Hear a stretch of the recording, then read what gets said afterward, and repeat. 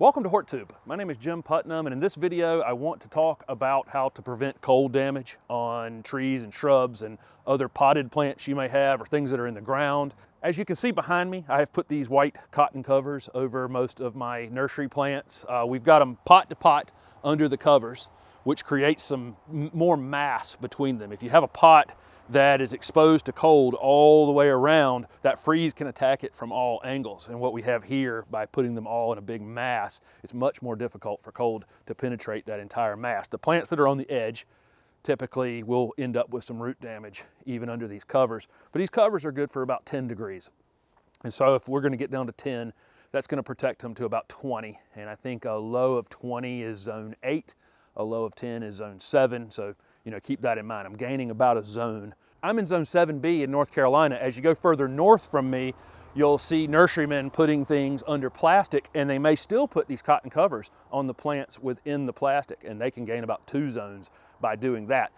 The houses have to be pretty big because you need a lot of solar mass to really thaw the ground out inside the house every day and create some heat from underneath them all night long. It won't really work in a very, very tiny little house as well as you might think. So keep that in mind. Those guys are really gaining a lot by just the size of the structure that they're putting the plants in. But that's how nurserymen go about taking care of the plants. There's really 3 ways that plants could be damaged. I mean, you have the part that's above the roots. Is the wood that's above the roots sensitive to cold? Obviously, if you have herbaceous perennials that die down to the ground every winter, almost all of those plants are, the top of the plant's just not hardy, below 32 degrees. Obviously, all your annuals, like your vegetable plants and your hanging baskets and all those things, they're not only not hardy on the top, the roots are also not hardy. So they just don't come back at all. But those herbaceous perennials that died to the ground, they're still root hardy. But even roots have a temperature at which they can be damaged, and every plant is different. And it's something you learn the hard way in the nursery business quite frequently. 2 things that are similar, maybe 2 things that have purple foliage that are both evergreen, and one, for whatever reason, if the roots freeze solid on it and stay frozen solid for any length of time, that plant gets damaged very badly. And the other thing right next to it can just sit out and stay frozen for a prolonged period of time. And it's the difference in how hardy the root system is on that plant to cold. So that's the 2 different ways. Obviously, the top of the plant gets damaged or the roots get damaged. The third way that plants get damaged, and the main reason I'm making this video today, is because in my area in North Carolina, and I know stretching through most of the southeast United States right now, it is extremely dry. We really didn't get a lot of tropical rain in the fall, and falls are typically dry for us. Normally we've reached a pattern now where we're getting precipitation every few days. It just hasn't happened. One of the things I did this week before these covers went on is I watered extremely well. Water is a great insulator. Number one, it's just harder to freeze that pot all the way through if it's saturated with water. But number 2, the main reason is believe it or not, these plants, what's going to actually kill them is if that root system freezes solid, it can no longer pump water up into the top of that plant. That's what's actually going to kill that plant. We call it desiccation. It's really dehydration. It's the same as if you don't drink water for several days.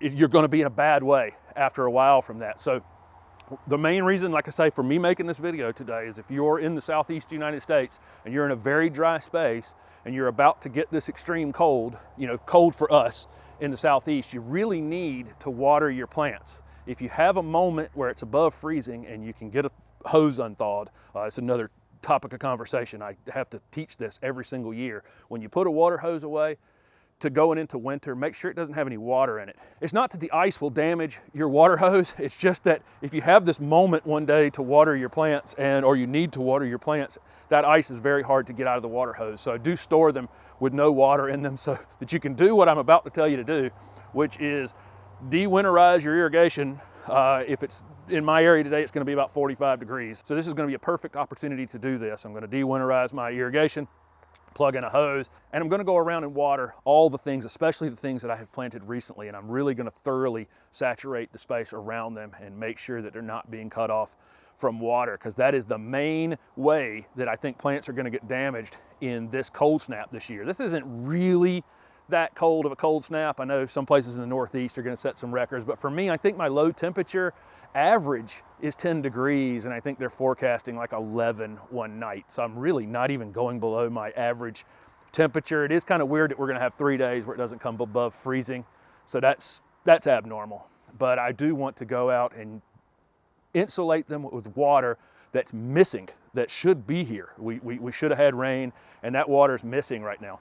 If you've received recent rainfall in your area, then obviously you don't have to do any watering. The other concerns you'll have about protecting plants would be, is the plant that you put in the ground kind of marginal? Is it something that I was pushing the limits on this plant? We may not have had a cold winter that actually tested it over the last few years, but if you have something you think is slightly marginal in your yard, this is a great use for leaves. If you've still got some leaves on the ground, you can go and really pile them up. You'll hear me say not to mulch up on the stems of plants. You'll hear me say 1,000 times, but in extreme cold like this, it's not a bad idea to go out and actually mound the leaves up around the base of your plants. Just get it off, as soon as the temperatures moderate. You go back and pull it back away. But this is a great use for the leaves that are still in your yard, to go out and do that on anything you think is marginal. Sometimes I've had plants killed down to where I've piled leaves up on them, and then that allowed enough wood underneath to allow them to come back out. The other main issue you need to worry about is anything that's in a container. If you've got containers sitting out that may stay frozen for 3 or 4 days, even things like pansies could really, really be hurt in those types of conditions, because they're just going to be cut off from the water that's inside of that container. That container, even if you saturate it like I just told you, if that pot freezes all the way through, the top of that plant is now going to have no water in it to work with. The air is extremely dry. Take those pots and put them in a garage, or definitely at least do what I've done here and mass them all together. And then you can put a sheet or something like that over them. But make sure you at least get them all close together, because they'll insulate one another that way. Like I say, today, I'm just gonna drag my water hose out and get everything saturated well, because I'm extremely dry right now. It just makes absolutely no sense that almost at New Year's, I can see that the ground's not even cracking up. Normally, when it gets this cold, in my area, if you have water available, you see that little ice forming on the top of the ground. That's not happening in my area at all, because there's just no water in the top 2 or 3 inches of the soil. So I'm gonna rectify that. I'm gonna go ahead and put all my pots in my garage today.